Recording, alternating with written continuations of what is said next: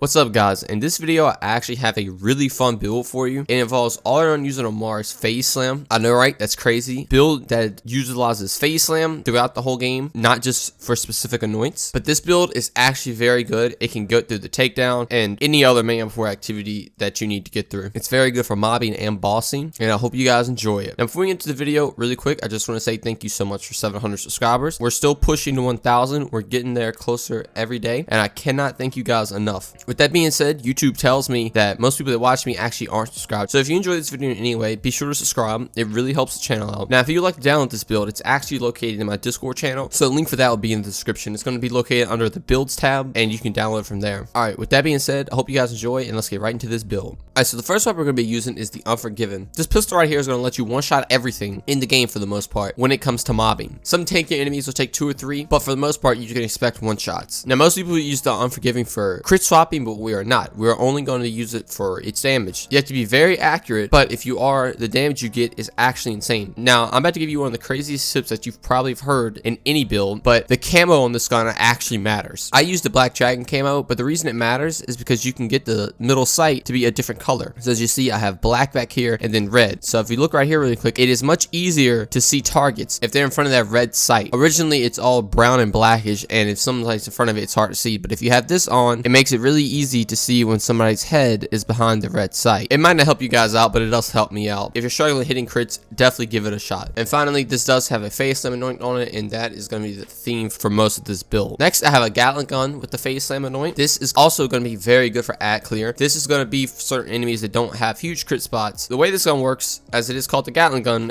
the more you hold the trigger down, the faster it's going to start shooting. You don't even have to be landing crits for this to do a lot of damage. If you do land crits though, it does an insane amount of damage, but if you don't, it still will shred enemies. Now this is a Jacobs just like the Unforgiven, so every time you crit, bullets going to ricochet. Things like the Unforgiven, you're going to ricochet a bullet that's just going to do an insane amount of damage, and then you're going to have this to ricochet just a ton of bullets everywhere. The next, we have a Corrosive Conference Call with the Phaseslam anoint. This is going to be your main gun for the takedown. This absolutely shreds bosses in the takedown. The Valkyrie Scott and Wotan, this do not stand a chance against this. Now the way this gun works is when you shoot, it's going to expand its bullets. The bullets can penetrate through people, and if you get it in the right spot, this shotgun just melts enemies. Plus, it is corrosive, which is very good against armor. There's not really much else to say about the Conference Call, except if you go against an enemy that doesn't have a huge crit and the Gatling gun's not working, you can use this to quickly take them down as well. Now next, we have a Cutsman right here. This is just solely to take shields off. As you see, it does not have a Phaseslam anoint. Actually, out on axe skilling, next 2 magazines have additional radiation damage. That's because radiation damage actually helps with shields. So not only is the shot doing a lot of damage, the radiation damage is also going to be doing a lot to the shields. So this, you can just melt shields very easily with 1 clip, and then you also have the second clip there just in case you need it. The next, I'm using a Transformer right here to get 50% bonus cryo damage. This is to help out with armor targets and also just to freeze tanky enemies that doesn't one-shot with the Unforgiven. The Unforgiven normally does around 1 million damage once you have everything proc. So normally not one-shotting things is kind of hard to do, honestly, but if it's a tankier enemy, especially things like in the Slaughter Shaft, this can definitely help by freezing the enemies. Next, I have Its Piss Grenade with bonus radiation damage on axe skilling. This is very good to help take shields out, like I said before, and it's also just a general good element because it doesn't really have any negatives except against armor. Its Piss Grenade also, you can throw it on an enemy and apply debuff to them, which you will be doing 20% more damage, which is very good in boss fights or tankier targets. One quick thing I can say with Its Piss Grenade is if you don't want to waste your Phaseslam to kill enemy with the Unforgiven, you can actually just throw Its Piss Grenade and use the Unforgiven, and you can pretty much one-shot squish your enemies, so you don't have to waste your cooldowns. And next, I have a Phaseslam right here. 31% actual cooldown rate, 45% Jacob's weapon critical damage, and 15% flat off weapon fire rate. This is very good for the Unforgiven and the Gatling gun because it already does a good amount of damage. Now it's just going to do insane damage. Plus the Phaseslam is what's going to allow us to keep getting our Phaseslam back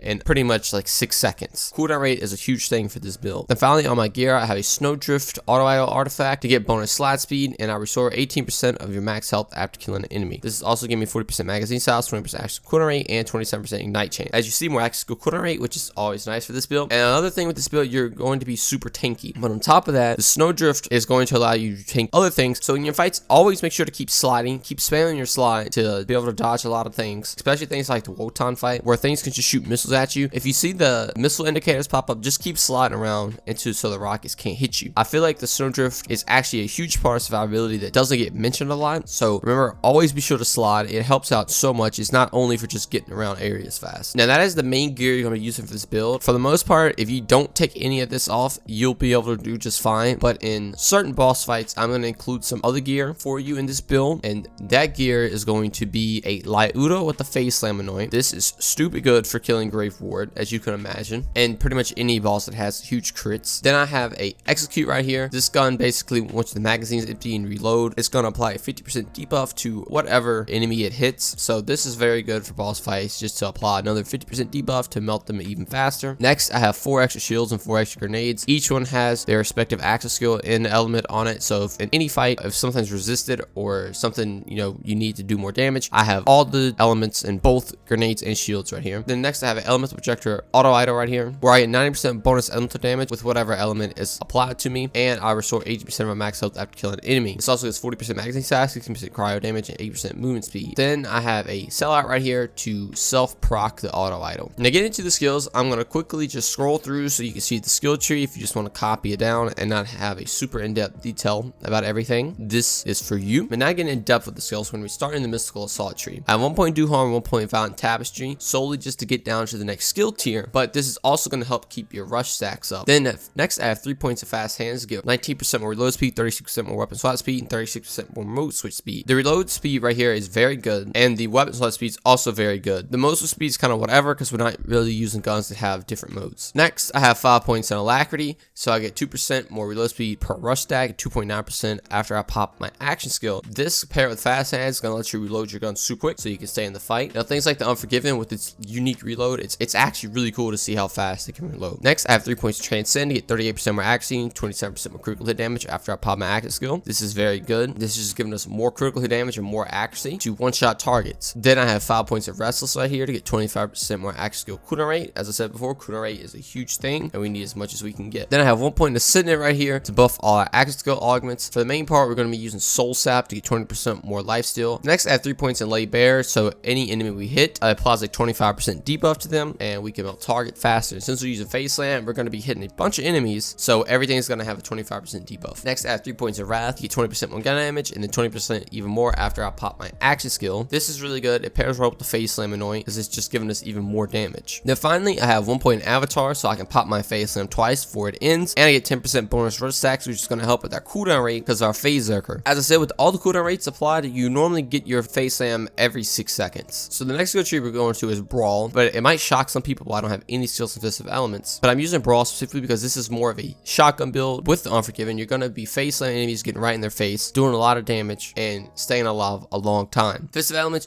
you die really quick. Our guns we're using don't really have elemental damage other than the conference call, so sustainment is not really an option. So this build involves all around just getting close to people and destroying them. So with that, we're putting 3 points of personal space to get 36% more damage the closer we are to an enemy. So we're going to be right in the faces one-shotting enemies. And next, I have 5 points of clarity, so I get 5% of my missing health regenerated. Plus, after I pop max skill, it doubles that 10%. With this, we're going to be even tankier with the build. Next, I have 5 points of fast hands to get 40% damage reduction after I pop my action skill. So now, after pop max skill, I'm getting 40% damage reduction plus 10% health generation on my missing health. Then next, I'm putting 3 points of Samsara, where every time my X skill hits an enemy, I get 5% gun damage and 5% of my max health per second. Now, since you use a Phaseslam, you're going to be hitting a lot of enemies, and this stacks up to 5 times. So definitely make sure to keep hitting your Samsara procs. Now, if you remember, we're investing in Lady Bear as well, so every time we hit an enemy, we're getting a 25% debuff on that target. So not only are we buffing ourselves, we're debuffing the target just by popping our action skill. So if you get 5 stacks of this, we have 25% more gun damage, and we have 25% max health generation, and these stacks last for 20 seconds, which is crazy. And as I said before, we have our 6-second cooldown, so we can keep this 5 stacks up a lot. Samsara is a super good skill to have. I have one with nature right here to get 25% more health and 40% elemental damage reduction. And with that being said, I'm using the corrosive action skill element, so we are taking 40% less damage to corrosive. Since we use the transformer shield, we are 100% resistant to shock damage, and then we're using the corrosive action skill element, we are 40% resistant to corrosive damage. So that is almost 2 elements we don't even have to worry about taking damage from. When it comes to incendiary damage, if you have the shield up, incendiary damage doesn't really matter. So the main thing you have to worry about is radiation and cryo, but they're not that big of a deal to begin with. Then finally, I have 1 point in Guardian Angel right here. So just in case you do go down with all these skills, you immediately get back up with 50% of your max health, and it's on a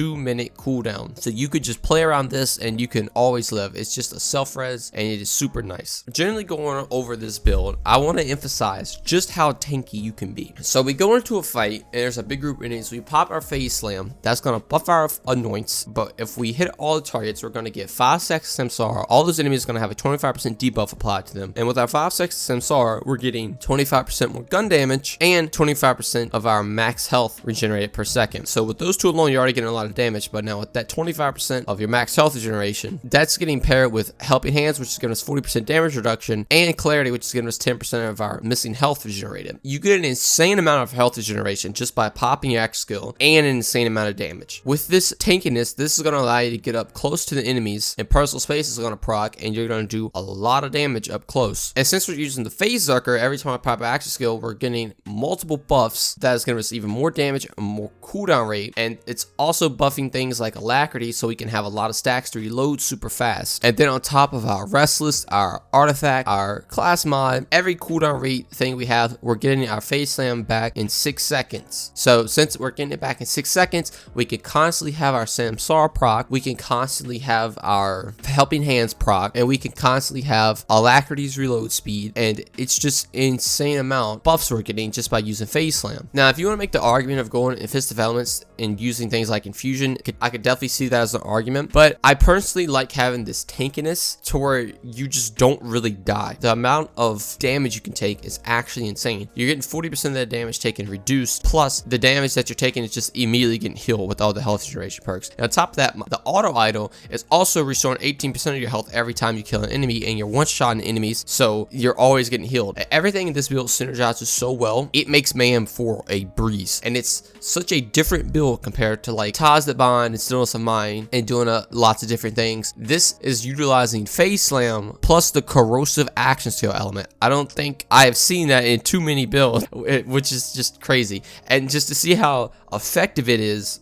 nuts. Now, I will say, if you're using the Unforgiven, you do have to be accurate. So getting all your buffs and debuffs applied, you do have to still land crits. If you don't land crit, the Unforgiven is going to be worthless. But that is also why the Gatling gun is included. You don't really have to land crits, and if you want to use the Gatling gun, you can use that. The Gatling gun is also super fun. But yeah, that is the build. As I said, everything synergizes super well. With that, you can boss and mob super crazy. But if you're going against things like Grave Ward, you can swap things like the loadout to do a lot of damage. And remember, if you're going against any boss, you can always swap to the Execute and Elemental Projector. The Execute is going to apply a 50% debuff, and you can use the Salad to proc your Elemental Projector to get 90% more damage. But anyway, guys, that's going to do it for this build. If you enjoyed it or found this useful in any way, or even joined the Discord channel to download the build, remember, be sure to subscribe. Changing the YouTube stat would be awesome. I am very close to 1,000 subscribers, which is crazy to me, and I seriously cannot thank you guys enough for that. But as always, guys, thanks for watching, and I'll see you in the next one.